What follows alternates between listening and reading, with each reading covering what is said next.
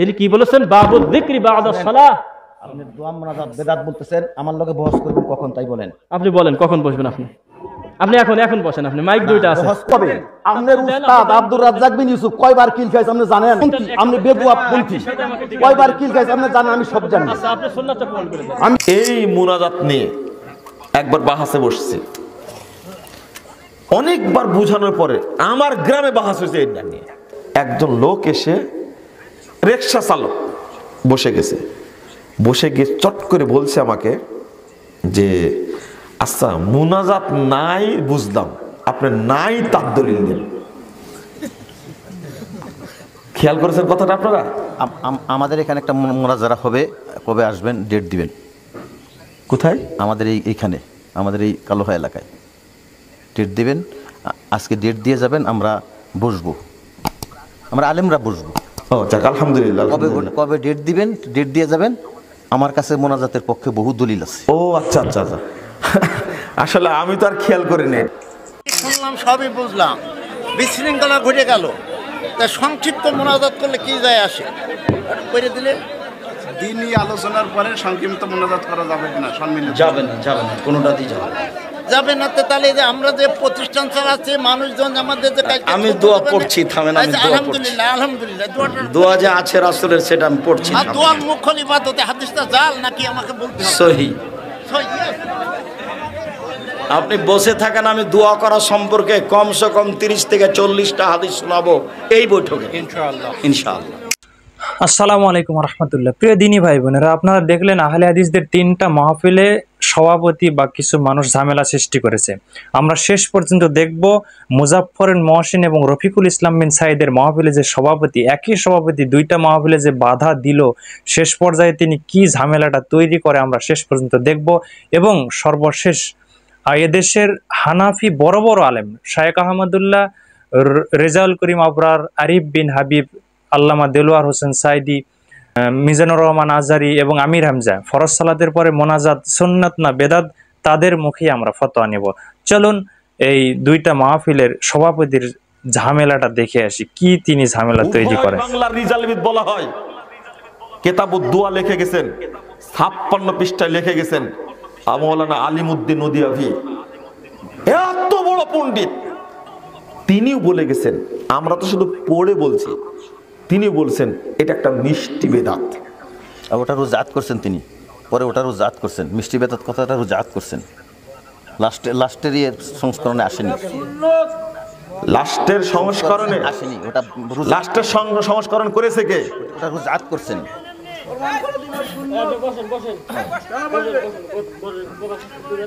শোনেন শোনেন, আমার সাথে থামেন, আপনারা কথা বলবেন না, কথা বলবেন না। এখানে উনি একটা কথা বলেছেন, আপনার সভাপতি।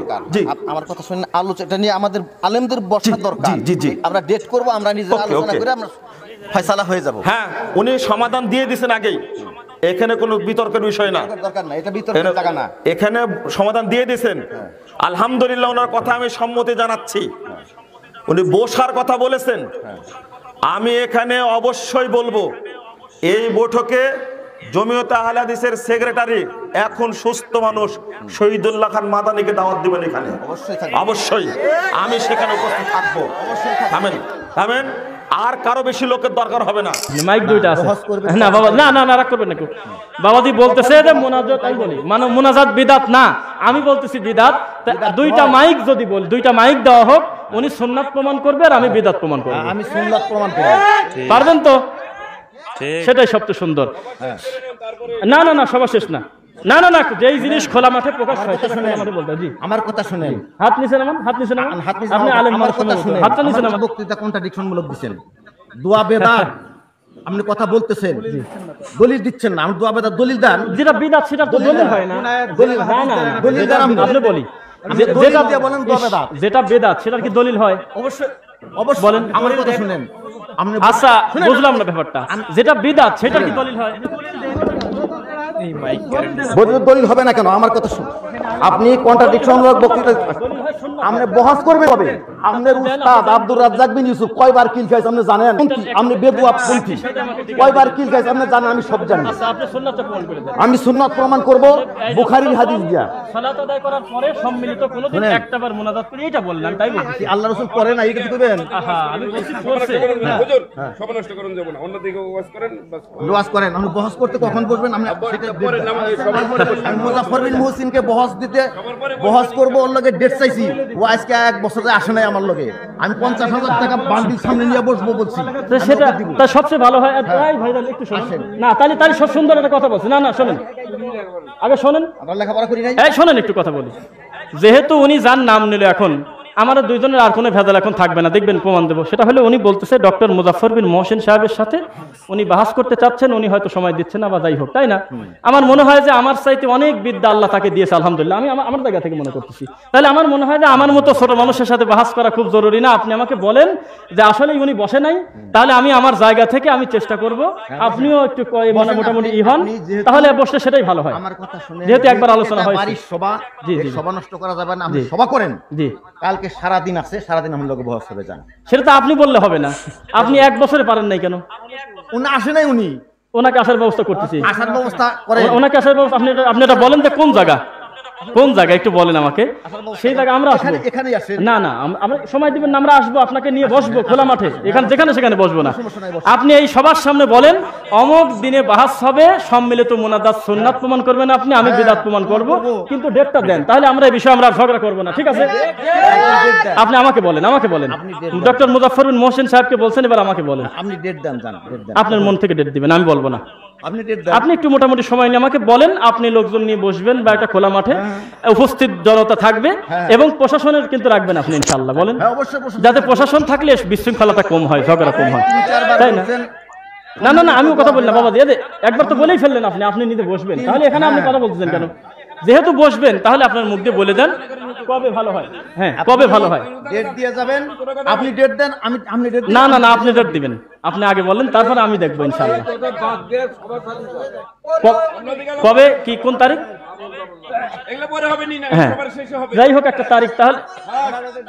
তাহলে আচ্ছা, আমার দিকে তাকান, শোনেন।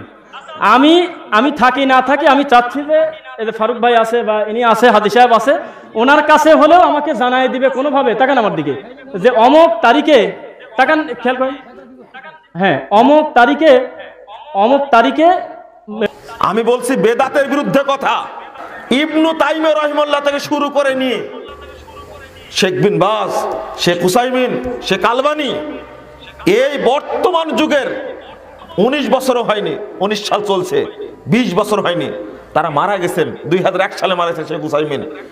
বিখ্যাত 3 জন পণ্ডিত অন্তত 800 বছর পর পৃথিবীতে আসছেন। 3 জন পণ্ডিতকেই জিজ্ঞেস করা হয়েছে ফরজ সালাতের পরে এই আমলটা ঠিক কিনা। শুধু তাই, 1971 সালে উভয় বাংলার রিজালবিদ বলা হয়, কেতাবুদ দুয়া লিখে গেছেন, 56 পৃষ্ঠায় লিখে গেছেন মৌলানা আলিমউদ্দিন নদিয়াভি, এত বড় পণ্ডিত, তিনিও বলে গেছেন। আমরা তো শুধু পড়ে বলছি, তিনিও বলছেন এটা একটা মিষ্টি বেদাত। ওটারও জাত করছেন তিনি, পরে ওটারও জাত করছেন, মিষ্টি বেদাত কথাটারও জাত করছেন।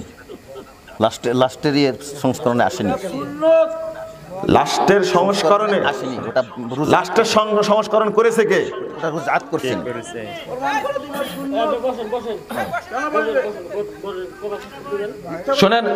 শোনেন,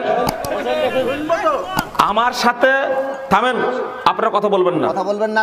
এখানে উনি একটা কথা বলেছেন, আপনার সভাপতি। জি, আমার কথা শুনে আলোচনা নিয়ে আমাদের আলেমদের বসার দরকার। জি, আমরা ডেট করব, আমরা নিজেরা আলোচনা করে আমরা ফয়সালা হয়ে যাব। হ্যাঁ, উনি সমাধান দিয়ে দিয়েছেন।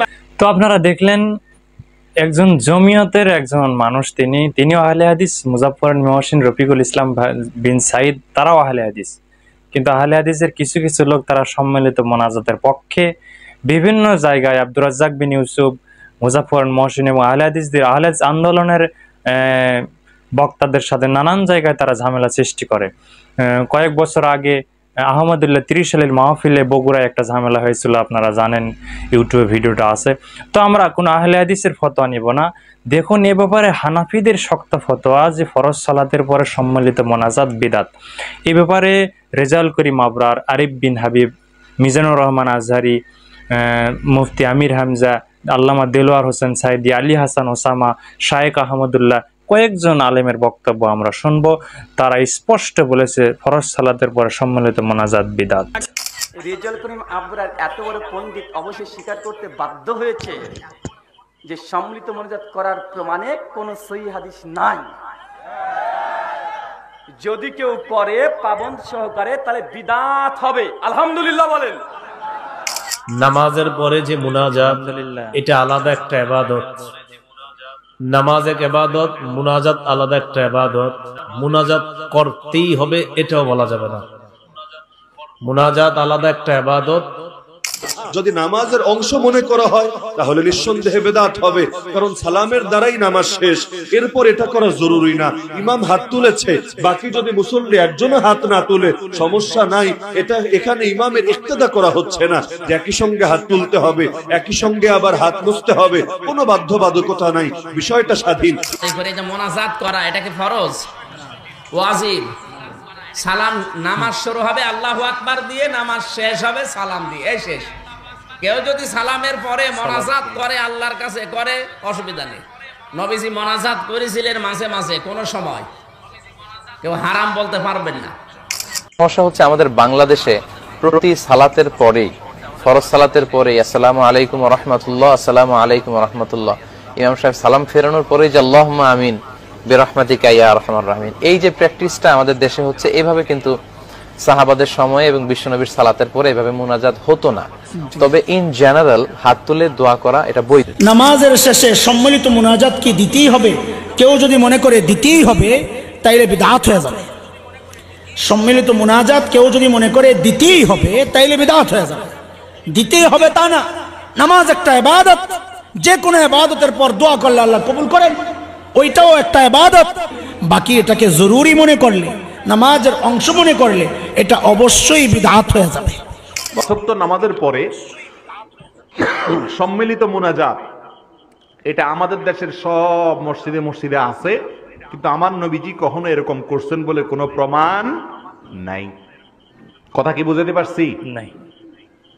তারপরে আমাদের দেশে মানুষ করে, না যায় না করে, না বুঝা করে। আল্লাহ তাআলা আমাদেরকে সঠিকটা করার তৌফিক দান করুন। নামাজের পরে যে মোনাজাতটা আমাদের দেশে করা হয় সম্মিলিতভাবে একসঙ্গে হাত তুলে, এই ধরনের মোনাজাত নবী করিম সাল্লাল্লাহু আলাইহি ওয়াসাল্লাম করেন নাই। হাদিস দ্বারা প্রমাণিত নয় যে নামাজের পরে সকলকে নিয়ে একযোগে তিনি মোনাজাত করেছেন, এটা প্রমাণিত নয়।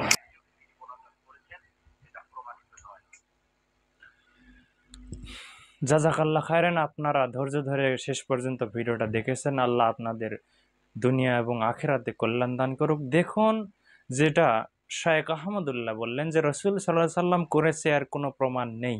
যেহেতু প্রমাণ নেই, অতএব এটা ছাড়তে হবে। ফরজ সালাতের পর রাসূল সাল্লাল্লাহু আলাইহি সাল্লাম অসংখ্য জিকির আজকার দোয়া করেছেন, আমাদেরকে সেটা বসে বসে একা একইভাবে করতে হবে। আপনারা যদি বুখারী, মুসলিম, তিরমিজি, আবু দাউদ, নাসাই, বাইহাকি, না যে কোনো হাদিস গ্রন্থ খুললেই আপনি একটা অধ্যায় পাবেন, ফরজ সালাতের পর দোয়া অধ্যায়। এই অধ্যায়ে দেখবেন যে রাসূল সাল্লাল্লাহু আলাইহি সাল্লাম সালাম ফিরিয়ে প্রথম বলতেন আল্লাহু আকবার, 3 বার বলতেন আস্তাগফিরুল্লাহ আস্তাগফিরুল্লাহ, তারপর বলতেন আল্লাহুম্মা আনতাস সালাম মিনকাস সালাম তাবারাকতা ইয়া যাল জালালি ওয়াল ইকরাম, তারপরে বলতেন লা ইলাহা ইল্লাল্লাহু ওয়াহদাহু লা শারীকা লাহু লাহুল মুলকু ওয়া লাহুল হামদু ওয়া হুয়া আলা কুল্লি শাইইন কাদির। তারপরে তিনি আয়াতুল কুরসি পড়তেন, তারপরে সুবহানাল্লাহ 33 বার, আলহামদুলিল্লাহ 33 বার, আল্লাহু আকবার 33 বার। এরপরে বলতে হয় লা ইলাহা ইল্লাল্লাহু ওয়াহদাহু লা শারীকা লাহু লাহুল মুলকু ওয়া লাহুল হামদু ওয়া হুয়া আলা কুল্লি শাইইন কাদির, ইত্যাদি 100 বার। তাছাড়া অসংখ্য দোয়া রয়েছে ফরজ সালাতের পর, জিকির আজকার বা দোয়া অধ্যায়। আমাদেরকে অবশ্যই রাসূল সাল্লাল্লাহু আলাইহি সাল্লামের আদর্শই গ্রহণ করতে হবে। এই মোনাজাত আমাদেরকে ছাড়তে হবে। আর মোনাজাত ছাড়তে হবে বলতে সবাই মিলে করা যাবে না, একাকী করতে হবে, যে কোনো বিপদ আপদে করতে হবে। সবাই মিলে আবার কিছু কিছু ক্ষেত্রে করা যায়, যেমন পানি চাইতে গিয়ে করা যায়, তাছাড়া আপনারা একাকী করবেন, কবরের পাশে গিয়ে আপনারা একাকী দোয়া করবেন। ফরজ সালাতের পরে আমার একটা বিপদ বা আল্লাহর কাছে প্রয়োজন, আপনি একাকী দোয়া করবেন। রাসূল সাল্লাল্লাহু আলাইহি সাল্লামের কাছে দোয়া চাওয়া হলে তিনি একাকী দোয়া করেছেন, সবাইকে নিয়ে এইভাবে দোয়া করেননি। ইমাম সাহেব একাকী দোয়া করবেন মুসল্লিদের জন্য, মুসল্লিরা তারা নিজের দোয়া করবে। দেখুন এইভাবেই আলেমরা ফতোয়া দিয়েছে। আশা করি আপনারা বিষয়টা বুঝতে পেরেছেন। দেখা হয় পরবর্তী কোনো ভিডিওতে। আল্লাহ আপনাদেরকে ভালো রাখুক। আসসালামু আলাইকুম ওয়া রাহমাতুল্লাহ।